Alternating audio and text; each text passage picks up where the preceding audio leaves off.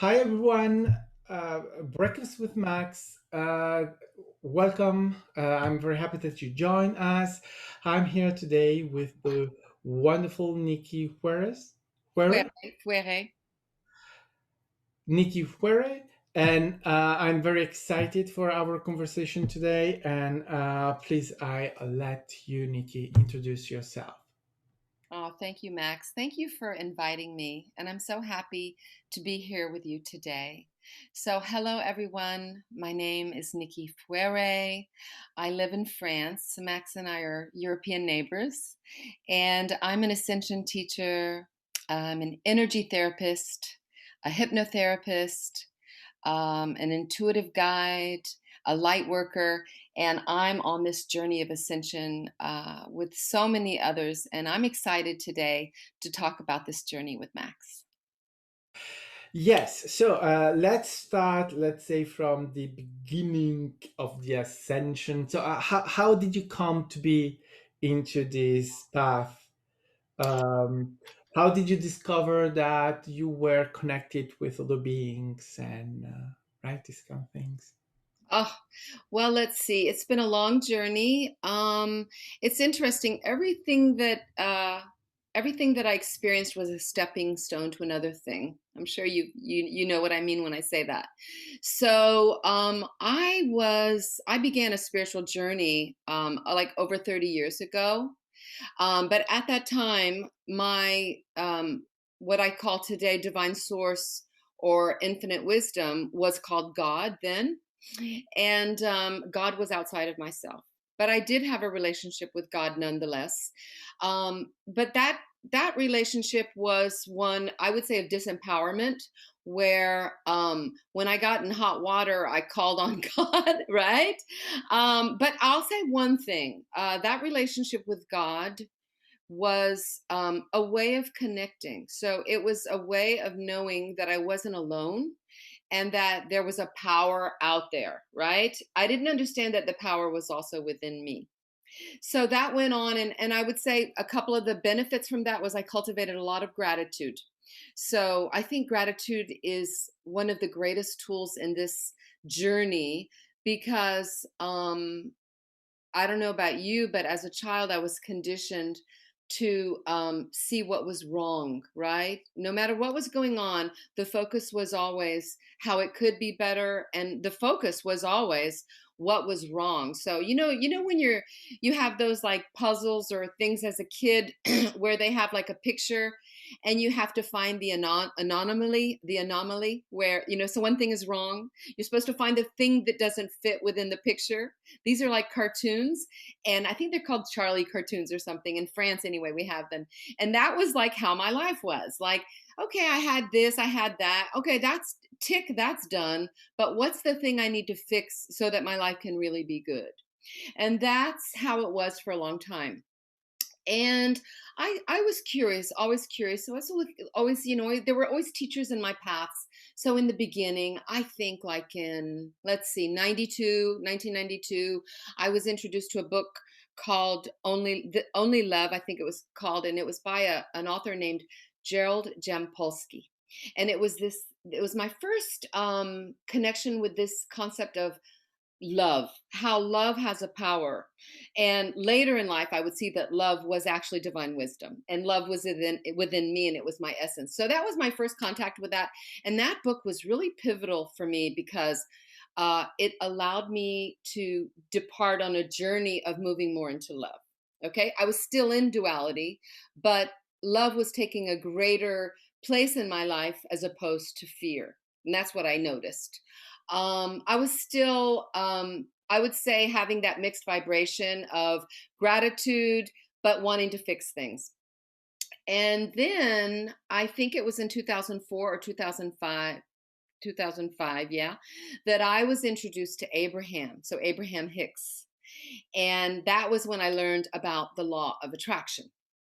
And then I feel like my spiritual path really like got a big boost because the gratitude was already there, and now it was even more, I was embodying more the gratitude, and I was aware of my vibrational state and how my mindset had a lot to do with my vibration. So all these awarenesses came about, and I stayed with Abraham. I went to see them in London, and I listened to all the CDs, to tell you, when that was. I was listening to CDs, and I was, it was like, I think that's my nature. I would embrace the next teacher, whether it be the Donald Walsh, who wrote Conversations with God, or Marianne Williamson, and there were many, many, many teachers along the way. But yeah, Abraham really settled me into this new paradigm of the law of attraction and being aware of that. And things were really, I felt like I don't want to say I'm happy, because that's such a weird concept, but I really felt like I was on my spiritual path at that point. And I was a teacher at that point. I had a lot of different realms that I was dabbling in. I stopped drinking 33 years ago, so I was in AA, and I had a lot of little sponsees that followed me around, and I was sharing with them my gratitude and my experience with life, and helping them, and many were helping me as well. And then I got into other arenas of spiritual communities. And then the real shift for me was when I started following the Joshua teachings. So have you heard of the Joshua teachings, Max? I heard not of the teachings. I know Joshua, yeah, but not. Okay, so I read one of Joshua's books. A friend of mine gave to me, not by chance, Perception of Reality. Okay, and one thing about Joshua is it's the law of attraction, but really, there's really a recipe. It's about moving from duality to oneness, and it was like, requirements were meditating every day, which I had not been doing. I had a hard time meditating. I never could really meditate. I meditated in different ways, but never sitting down and really being still.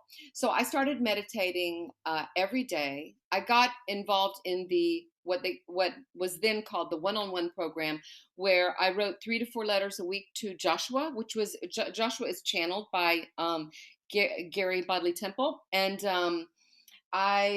Gary Bodley. I don't think Temple's in there. That might be his middle name, Gary Bodley. Anyway, three to 4 letters a week. We had a weekly call where we were on Zoom with like-minded people, sharing and asking questions. And I had a fire on my ass, if we can say that. Like, that was when I was really, really, like, excited, because I guess I felt like, wow, I'm home. It was this place where I was like, this is it, this is it. So this was about recognizing ego at work, practicing neutrality. One could also call that objectivity. It was about becoming responsible 100% for my reality. So everything that was in my reality was my responsibility. I created it. So I learned that I really was the master creator. And I don't think I learned that so much with Abraham. It probably was a question of maturity. I'm not necessarily sure that it was any fault of Abraham that I didn't get that. But with the Joshua teachings, I really got it. And it was drummed into us in a way. Every time we would go with a question like, oh, I'm suffering, why? And this sort of victim-y thing, Joshua would always bring it back to us. Everything in your reality is a reflection of your vibration. So if this is in your reality, it is for you. And so really, I practiced with the teachings of Joshua for about 3 years, and and then I moved on to Astrid Halverson. So another teacher, another channeler, same teachings, just like, Kimberly Leet. It's the same thing, which is moving from duality into oneness. And with Astrid, it was a great arena for me to go even deeper into the nuances of the human experience. And the human experience, up until a certain point, is suffering. And because we're blaming everything that happens on the outside conditions. This is how we were conditioned as infants, you know? And so if it was right, it was somebody else or something else. It was that job, it was that man, it was that abundance. That was the reason I was happy, right? Mhm. And if it was a bad experience, quote unquote, then it was because he did me wrong. She shouldn't have done that. That company sucks. It was, it was like everything up until really the Joshua teachings, I was still in the victim role and I was still blaming my outside reality for my inside feelings. So with the Joshua, I really got it. That's it. And then when I talk about the teachings with Astrid, she wrote a great, great book called The Book of Laurel. And that book, for anybody out there who's listening, it's one of the best books I've ever read because it's just an honest question and answer book where um, it's just her tone, it's her voice, but the truth really rings, and it rang for me in that book. And so I started really knowing, that's the word, knowing who I was, knowing who I am, and that everything that I'm experiencing is mine because I created it. Yeah, go ahead.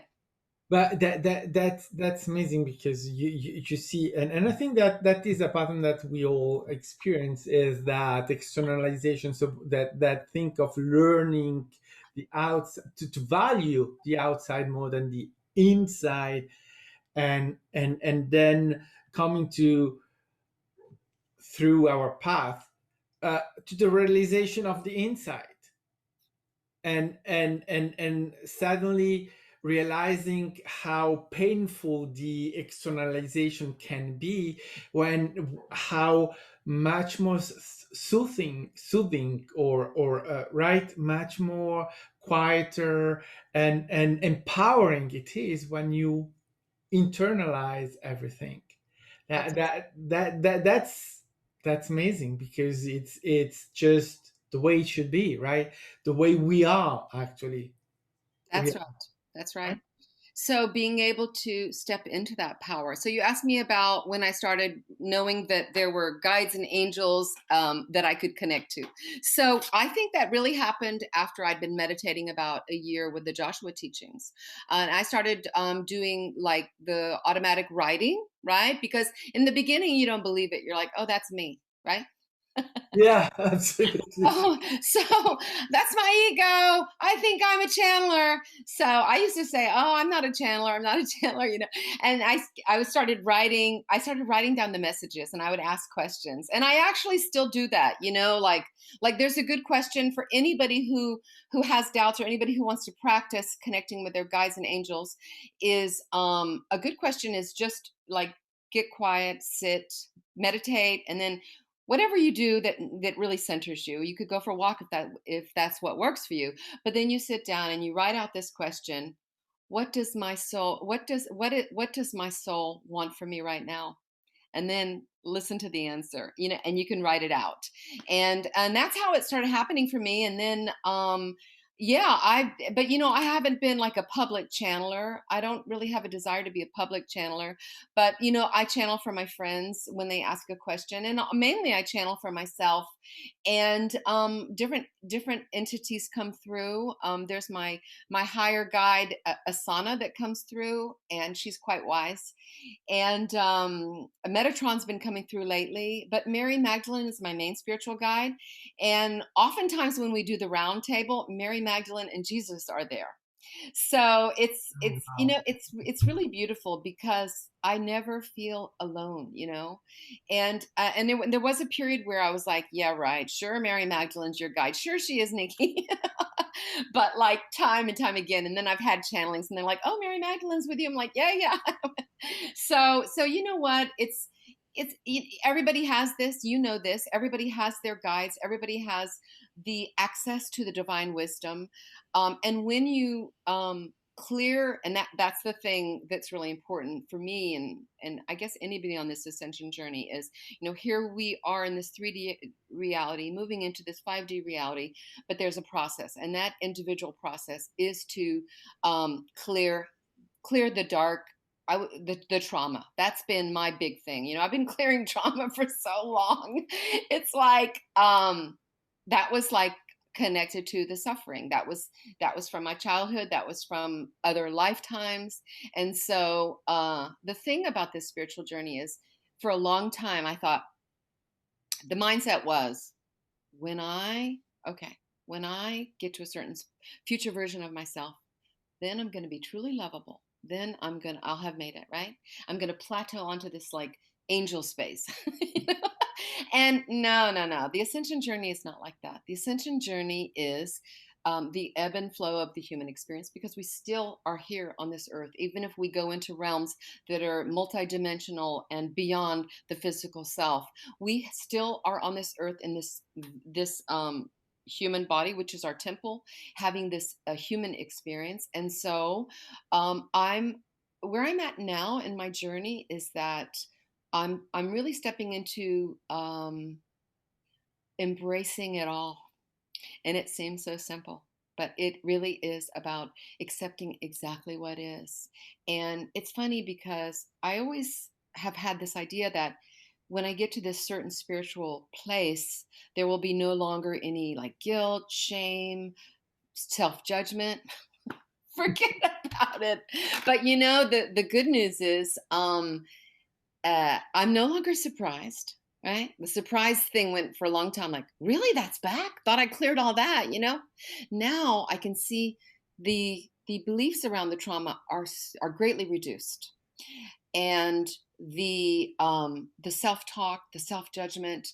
I get to move into neutrality around it now. So I'm standing in my neutral place, seeing that I'm judging myself because I gained a kilo. Right? it's like and it's funny because that's been an issue, because I've been eating a lot lately, and I've been having these issues with my body, which I'm sure any women out there that are listening get, men too. But I know for me as a woman, it's been an issue because, there's this thing about looking perfect and all this kind of stuff.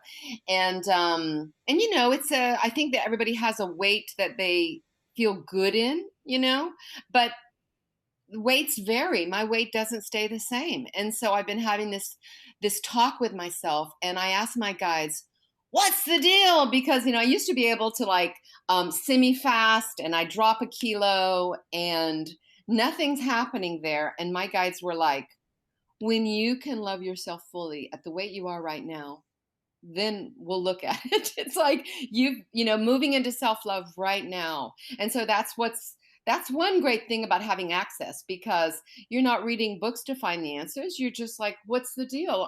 And then listen to yourself, because I'm judging myself. And it's like, okay, I just stop right then and there. I'll go to the mirror, look in the mirror and say, I love you at the weight you are right now, Nikki. And it's work. Oh, yeah. But a couple of things. I uh, I relate totally with what you said, because I think that we can relate all to the coming to a point where you are absolutely feeling great in your body, feeling great in your reality, feeling great as a human being. Yeah. Because we learned the externalization, but not just that. We learned that we want to out. I want out from here, right? I want to escape Earth, humanity. I'm sick of it. Blah blah blah. And then when you take this path, at some point you realize, no, I'm exactly perfect where I am, what I am, the way I am, right? And suddenly you are just amazing here. Yeah. And the It's idea of out. yeah. It's a surrender. It's a surrender. And also, I like to remember that, when I'm in the non-physical, because you said I want out. Well, first of all, suffering is a state of mind, and we get to choose if we're going to stay in that state of mind or not. Sometimes we don't actually have the choice. We have to move through something. So sometimes there are dark periods for me where I can't like snap my fingers, put on a smiley face, read a book, meditate, and then suddenly I've shifted. Usually it takes a while. It could be a couple of days or whatever. But in any case, um, when I think about being in the non-physical, then in the non-physical, you can't eat delicious food from Italy. Right? In the Right? non-physical, I love Mexican food, so I can't eat guacamole and Doritos, right? So, it's not just the food, but it's the smells, it's the colors. When sometimes when I drive in my little Fiat and I go through like the country roads and I look at the fields of beautiful colza that are this incredible yellow, and I'm listening to some song, I'm like, this human experience in this very moment is exquisite. And so it's an illusion to think it's going to be better when I'm out of here. It's like being in the human experience is taking the quote unquote good with the bad. And one of the things that it's interesting, these conversations we have in the Ascension Roundtable, because what I was talking about at our last roundtable was this idea that, emotions, we give them scores and ratings, like sadness, depression, anger is like two thumbs down. And then like joy, happiness, excitement, curiosity, or can be 3 to 5 stars. And like, what would it be like? And I'm getting a taste of this, where all emotions are welcome, right? And all emotions are seen from that, yes, from the human experience and felt from the human experience. So when we're angry, we've got all that adrenaline. When we're feeling sad, we don't have a lot of energy. We maybe see the cup half full, that sort of thing. But being able to be in that state, doing the work, which is of course going down and saying, why am I feeling sad? And then go through that whole process that Kimberly explained about the limiting beliefs, where you go in and you might need to go to a memory, but not necessarily, if you can name the belief, and then you go through it and you work through it, and maybe you could do writing around it or tapping. I love to tap. That's a great way to release that kind of stuff. But to be able to balader, as we say in French, what's promenade through all those emotions with this thing, which is the neutrality. Like, I'm here. It's it, I don't like it, but it's here for a reason, and I'm going to stay with it, and I'm going to sit with it, and I'm going to be with it, and I know it won't last. I know it doesn't. I know it doesn't determine my value. I'm allowed to experience every emotion. In fact, as a human being, that's what I do. And so I'm doing it perfectly. Yeah, and I think that's the point, that, right? It's that when you are in that state, you know that that is the experience. You know you are experiencing that, and that is not forever. It's the moment, and that you will just move on from there anyway, right? And I think that that is the key point for me, at least. When I'm there, I know, okay, today it's not, I don't feel it, and I say, yeah, today I don't feel it, but today is today. That's right. And then we move on.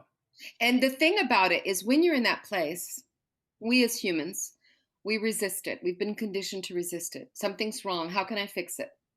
And Kimberly says something on it. Kimberly from our Ascension Roundtable says, change your relationship to fear. Well, any emotion that is like above the horizontal line, which is like anything from, let's say, worry, frustration, irritation, going all the way down that powerlessness feeling to the depths of desperation, right? Those are all, we call these emotional scales. Abraham calls them the emotional scales. So anything from the waist down, you would say, is going down that line, is getting a bad rap.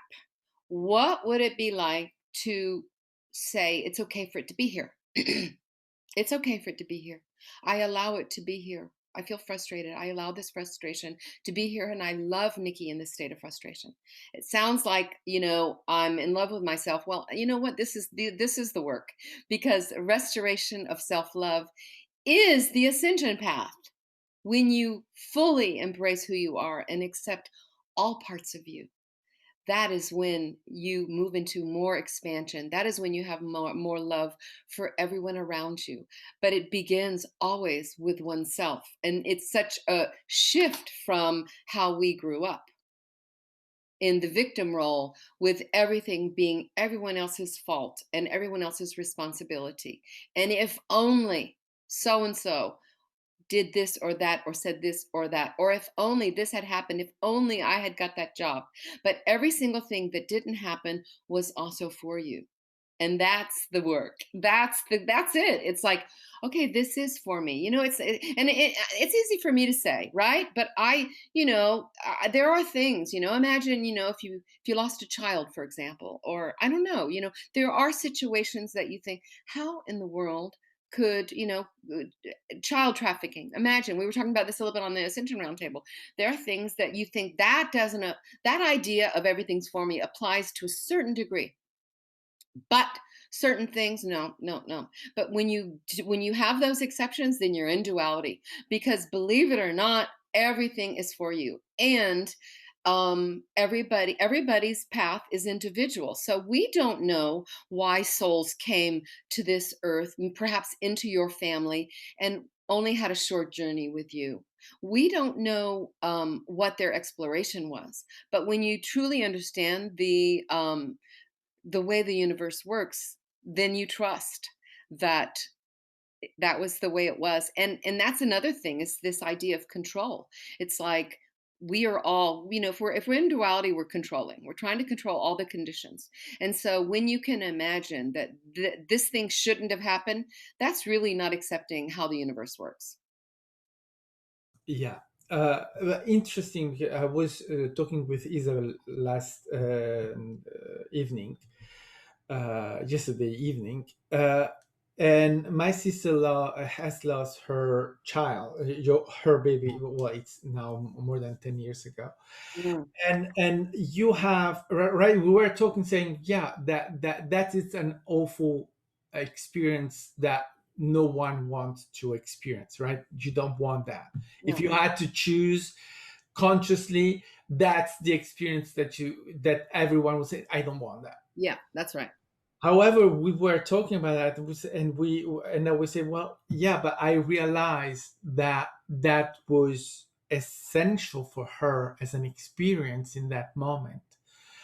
For how terrible it can sound, that but that is it.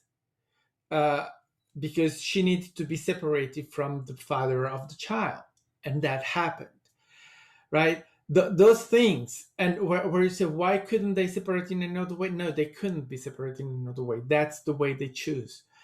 Yeah. And the child was part of that separation.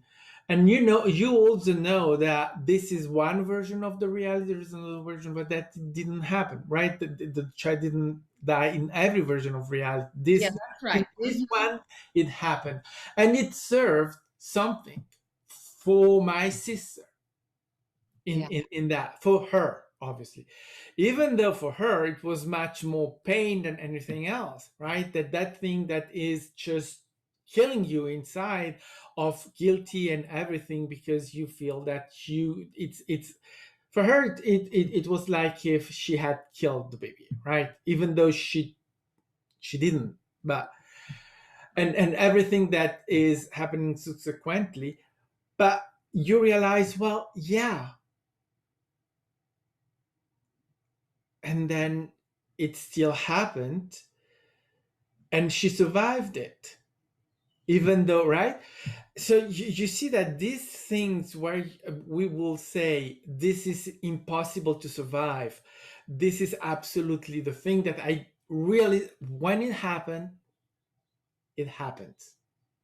And as human being, you are facing it nevertheless, because that's what you're supposed to do. even if you're not in consciousness, even if you're still remaining in your bubble of externalization, well, you are facing it Yeah. the best way you can. Everybody has a list. I think there's like one or two things this can never happen, right? And I'll bring it back to that thing about change your relationship to fear. So it's, well, let's call it the fear list. Everybody has a fear list, right? Yeah. Um, the thing about it is it's really important to stay in the present moment. How many times, how many teachers have said that? Right? Right. The now moment. When we are in the now moment, we're not looking at that fear list. Because if you're looking at that fear list, you're in control. And you know, Max, do you have any kids? No. Okay. So I have a son. He's going to be 21 next month. But I remember when he was little, and it's like it took me a long time to get him because to have him because I had experienced infertility, and so we had to go through treatments and everything like that. And he was the miracle baby, right? So it was even more intense. Like my job as a mother was the police. I was the police. I had to make sure, you know. So it was hyper control, like hyper control, and I lived in fear. And I think that, you know, even if you haven't had children, you've had experiences where you get the dream job or the dream relationship, and then like, how do I keep it? How do I keep it? Right, right. And especially someone speaking from myself as someone who's experienced abandonment, rejection, that sort of thing as a child. Um, it was always a dance between keeping something that I had that I thought was great and fearing it was going to go. And, you know, really that kind, living that on that path is really painful and exhausting, you know? And what's beautiful about being on this path of ascension, being a spiritual being, knowing that you create your reality, knowing that you're connected to divine source, is that you don't have to live like that anymore. Yeah. And what a freedom that is when you're living in the present moment. You're in appreciation for what you have.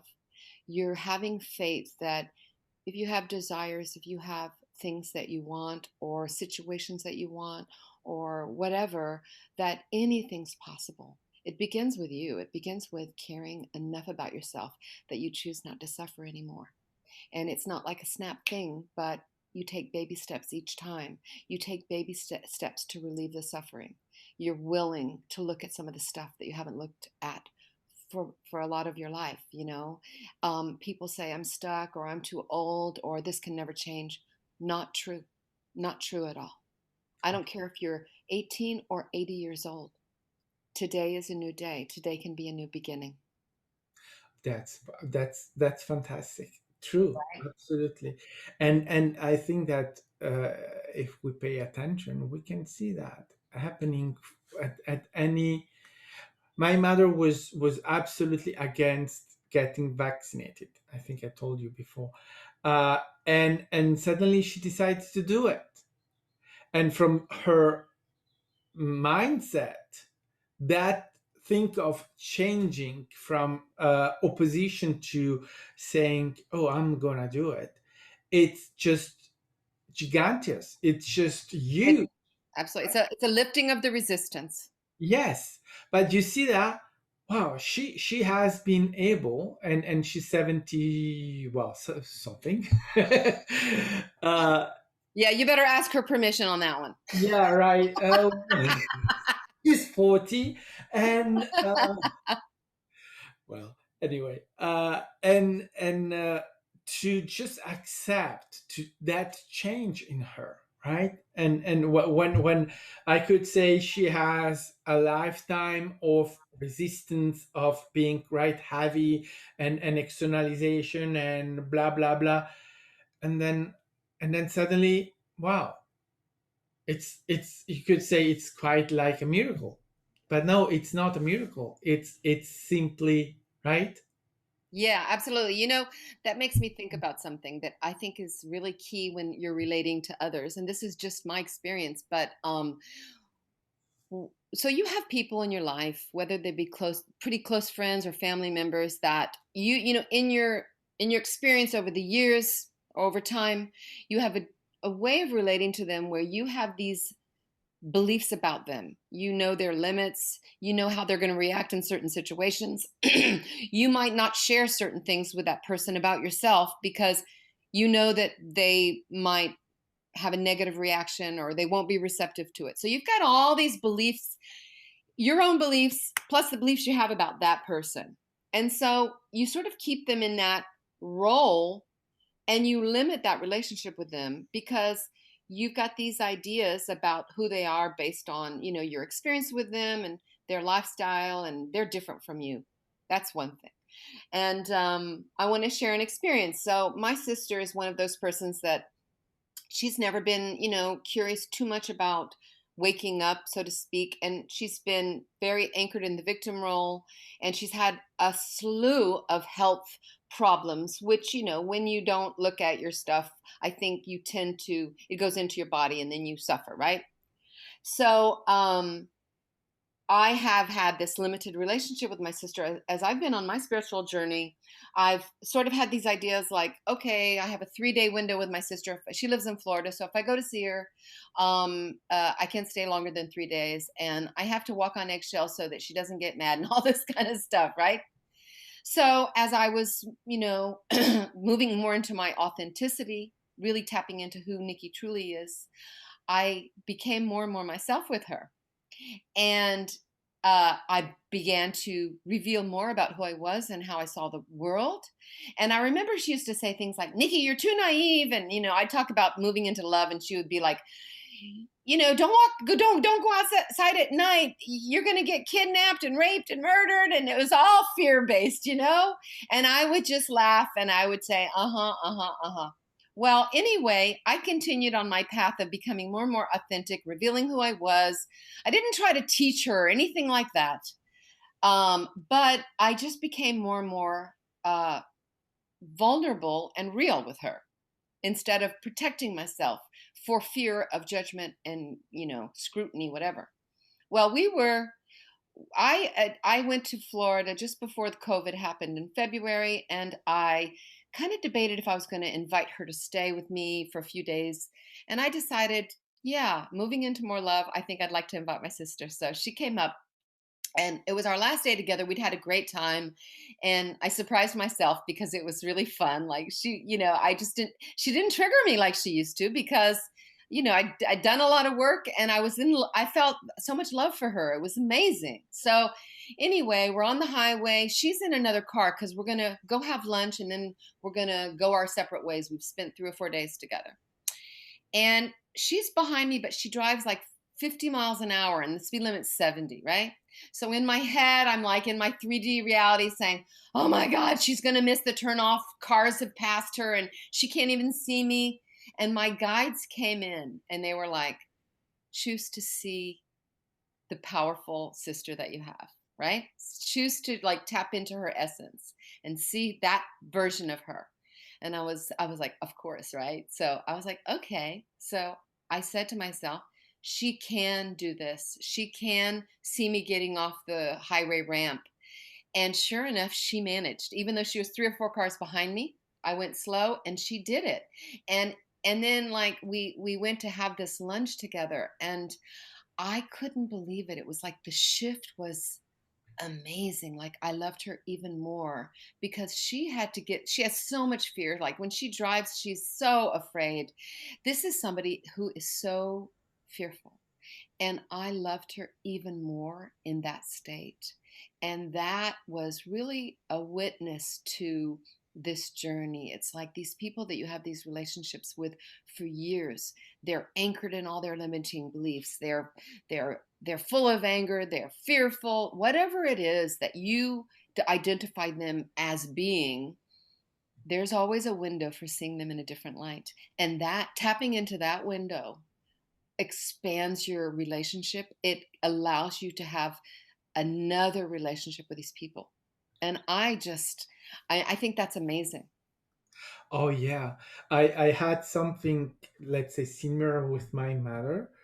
Uh, it was, yeah, last year, well, during COVID, but we were not in full confinement at that moment, so we were able to go and see her, and as now I have changed my mindset, I have decided that every time that I go to see my family, I bring my husband with me.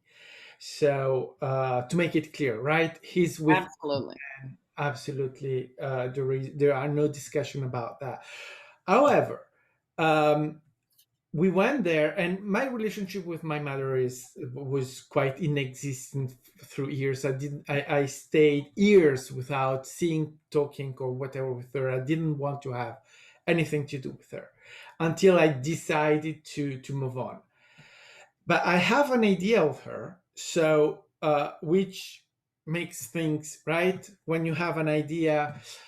But last time we went, and I was with him, and I just released all of that, and the guide said, go there, fix some stuff where you can already say, I don't want to talk about that, Yeah. so that right. And I had the opportunity to do that prior to going. So I arrived there, and we sit there talking, and we talk about things that I had absolutely no idea my mother was even able to talk about. I said, who's this person? I don't know her. She was talking about opera and opera singers with Hamlet, and Hamlet is right since childhood. He is a right opera singers and everything. And she was able, and I even didn't know she was listening to anything classic, right? Yeah.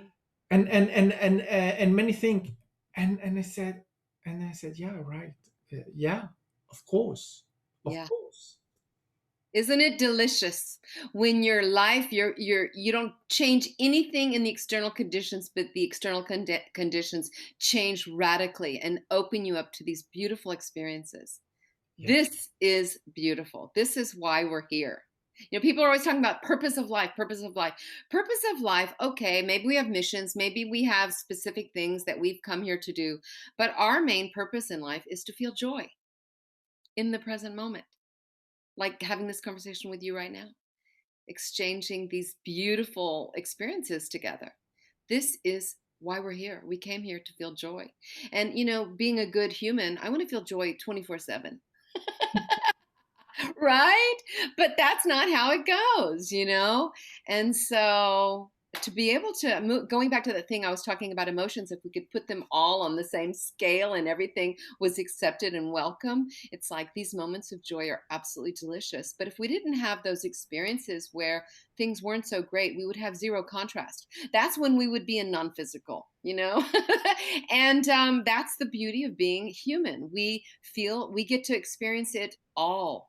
And if we didn't have those, let's say, negative experience or contrasting experiences, those experiences that push us to go deeper, those experiences that push us to look underneath the covers, you know, and look at what's going on, then those delicious moments like the one with your mother wouldn't be so intense.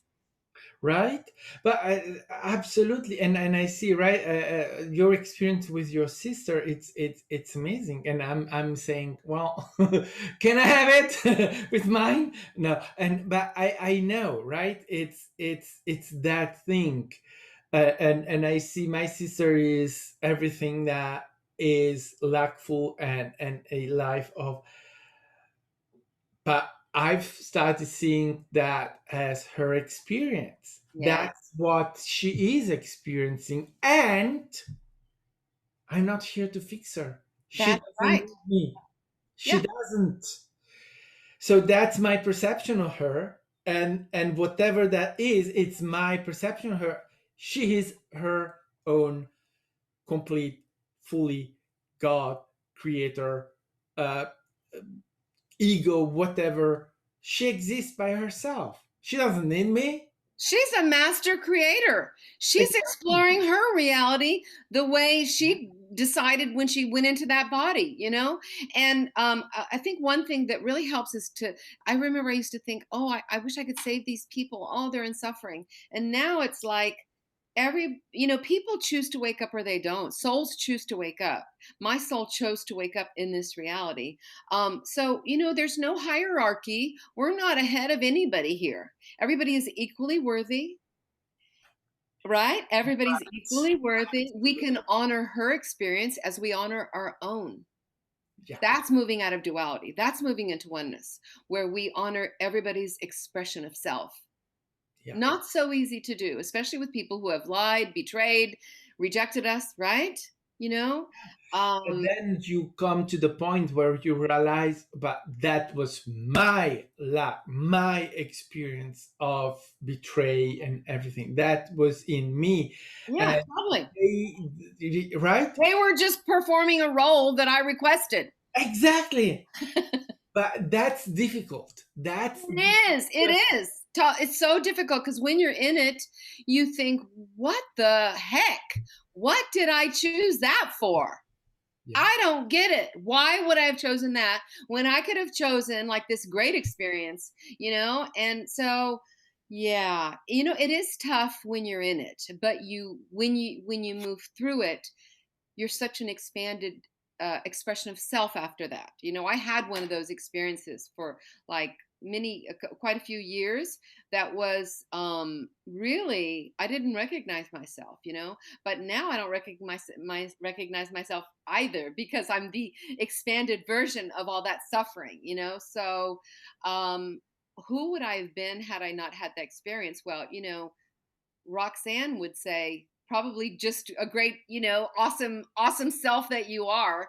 But I have a unique scent, flavor, whatever you want to call it, because of that experience. So I think that's the thing. It's like moving out of this idea that it shouldn't have happened, or it was wrong, he was wrong, they were wrong. It's like you are in the victim role when you're blaming others for your experience, okay? And it's sort of like it's a big buffet here. It's a big buffet. And we came into this physical body to choose certain experiences. And it's funny because I was saying, why didn't I choose to come in like really rich and all this kind of stuff?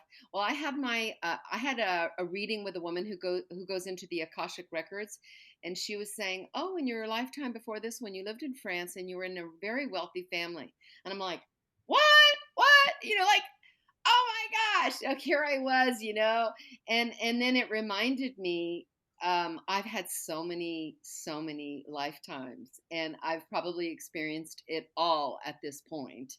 And so this one doesn't have to really be such a big deal. It's really, when you look at it in the line of all the lifetimes, this human experience as Nikki Fouere is just a blink of an eye. And this energy of Nikki, which is called something else in another dimension, is also having all these other experiences right now, probably that I'm not aware of. If we're multi-universe, multi-dimensional beings in this vast universe, I could be on another planet having another crazy experience for all I know. So it all becomes relative, really. It's like, I think that the idea, when we come in, is you got to make it count, right? That's one of our expressions. Got to make it count. Life is short. Got to make it count. I hear that a lot lately. Life is short. Got to make it count. Life is only this moment. And if you go ahead. But you see that's interesting because we have that concept that, right, we have to do something extraordinary in order to be in history, so that no one is our to have a legacy, right? Yeah. The legacy thing. And then you come to the thing where you realize that we are all in history, and that it doesn't matter what you do, everyone is recorded in history. Yeah. Point. So that comes back to the equality. We are all equal, but that's the real equality, right? That's the That's right. real thing about, we are here to have experiences, and the inequality that we experience in the law and this kind of thing, that's the human experience. But as creator beings, as even we can say as human, we are all exactly the same.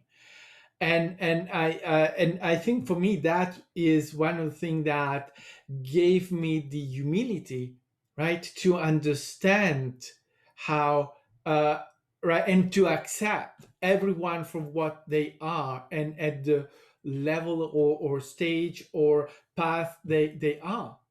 Yeah. That's there and that's perfect, and I'm not better because I can have extra dimensional beings or dead people or whatever coming to talk with me and that I can hear them, right? It doesn't make me It just better. makes your experience more interesting for you. It doesn't, it's not an identity. And that's the thing.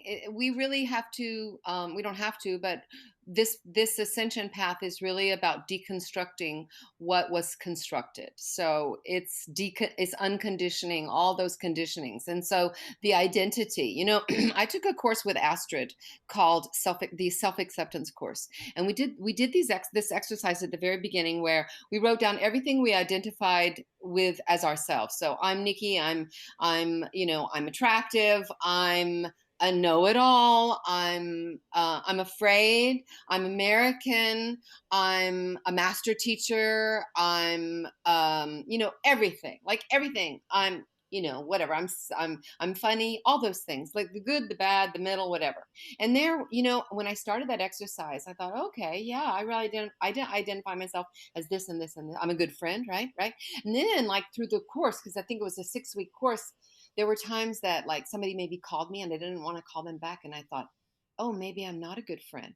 So I started to realize that those labels, or yeah, those labels that we give ourselves, that we identify with, put us in boxes. Because if you're a good friend, good friends call people back, right? Right. Good friends don't talk about other friends or that kind of thing. So it's like moving away from these identities that we box ourselves into. We move into more freedom with that. And when we start taking ourselves out of those boxes and moving away from these labels, giving ourselves permission to follow our intuition and our desires rather than what people expect of us or what we expect of ourselves, then we also start to look at the world and the people that are in our world differently as well. We give them more slack when they don't call back, when things like that. It's like everything becomes a lot more authentic because we're not in those kind of constructs. But once again, it requires work because we don't even know what we're stuck in. Absolutely. I want to talk about one thing still with you. Before, I've seen that you have created a course with Isabel, and I would like you to talk about it. Okay. So I know that Isabel talked about it as well. So Isabel Zimmerman and I have been friends since we met on the Joshua calls back in 2017. And we have inspired each other and encouraged each other and supported each other. And we've had these crazy ascension conversations for years. And one day I was telling her about a breath workshop that I did. Breath work is an amazing way to get in touch with your emotions, and it's a great way to release trauma and things like that. So I encourage anybody out there who hasn't tried it to be curious and check it out. Breath work's very powerful. And there was during the workshop, they were talking about roles and dynamics, and it piqued my interest. And so I did this workshop. I learned about these roles that we put ourselves in. Now, not unlike the identities I was talking about earlier. So yeah, we also identify ourselves in these roles, like as the hero, as the perpetrator or villain, and as the rescuer, right? And the victim. So 3 roles: victim, perpetrator, and rescuer. And these roles I found so fascinating because when I started looking at them, I realized that I was in these triangles with a bunch of people, like with my son and my husband. My husband could be the villain, I could be the rescuer, my son could be the victim, but they would switch around, right? And I was talking to Isabel about it, and I said, we should do a course on this because it's so fascinating. And one thing led to another, and we were like, yeah, let's do a course. So we created this course, and it's called Ascension Teachings and Integration. So everybody's, on this, not everybody, but everybody who is on this path of moving into love from fear, moving out of duality into oneness, because this is the ascension, could benefit from a course like this where we do deep dive into um, all these things that keep us from being who we truly want to become. So moving more into the authentic self. And I've been talking about this throughout our conversation, which is the work. And that's what we do. So there are lots of, each week, it's an 8-week course. It begins June the 12th. It goes until August 1st. It's every Sunday. I don't know if we've set the time yet, but for Europeans, it would be in the evening around 8 o'clock. And I think Eastern time in the States, 2 o'clock. And it's an hour and a half to 2 hour Zoom. And throughout the 8 weeks, we will deep dive into becoming more authentic. And we're going to work on stuff like shadow parts, working on shadow, working on inner child. Yeah, it's packed full of things to help you to unblock patterns, clear trauma, um, integrate the parts of you that you have resisted and have kept in the shadows. And I would say moving more into your divine masculine and feminine energies. And then that last week, it's moving into the intuitive self with a deeper restoration of self-love. So it's full of exercises that we'll do. There's going to be breath, there's going to be movement, there's going to be tapping. So it's energetic, it's an experience. And yeah, I'm really excited about it. There Wow, you go. Yeah. that's amazing. I love it. Well, then everyone listening, you know what you have to do, because and then is that recorded, and if someone wants to access to it afterwards? That'll probably be the next step. So it's going to be live. So it'll be with, active participants. There will probably be a few bonuses like channelings and things like that in between our classes. And it's going to be live, but we'll be putting it up on Zoom as a recorded course after that, of course, with, documentation and all that kind of stuff. Yeah. Amazing. So yeah, if you are listening early on, go and you know what to do. And if you are listening afterwards, well, you go and check it out, because it's just a program and everything.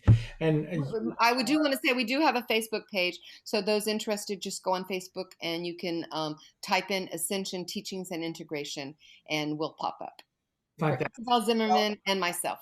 We'll give all this information in the information part of it, with the Fabulous. video. And yeah, but absolutely. And you have these courses with two amazing teachers, channelers, and wisdom, everything. Wisdom keepers. At my age, we call us wisdom keepers. Wisdom keepers. And so I'd say this is highly recommended. And right, it's if it resonates with you, if you go and have it, because absolutely everything that is giving you something like that, do it 100%. So I think I'm going to thank you for this amazing conversation, and to accept to doing this. We have been talking a lot before, to be honest. Isabel warned me, so I was ready. Yeah. And so right. Thank you very, very, very much for doing this. Thank you, Max, for existing on this planet at this time and space. Thank you for accepting to do the Ascension Roundtable so that I could have this incredible opportunity to meet you. And thank you for inviting me to share with you today. It's been a joyous moment for me. For me too, and I have already thought about, we so Lausanne, Paris is 3.5 hours now, 4 hours, something like that, by TGV. And so as soon as the conditions are permitting it, I'll be on that train. And Yay! uh, You can stay with me. yeah, thank you. And so, thank you to you, and thank you for to everyone joining in with us, whether it's now or in another moment. It's always now, and to all our guides, friends, beings that are joining us, and they joined us all the time. So you are here with us too. Thank you to you too. We really thank you and appreciate every one of you for your support, and so that we are never alone. That is a great thing for each and every one of us, right? In Absolutely. our journey. So thank you to everyone, and up to next time.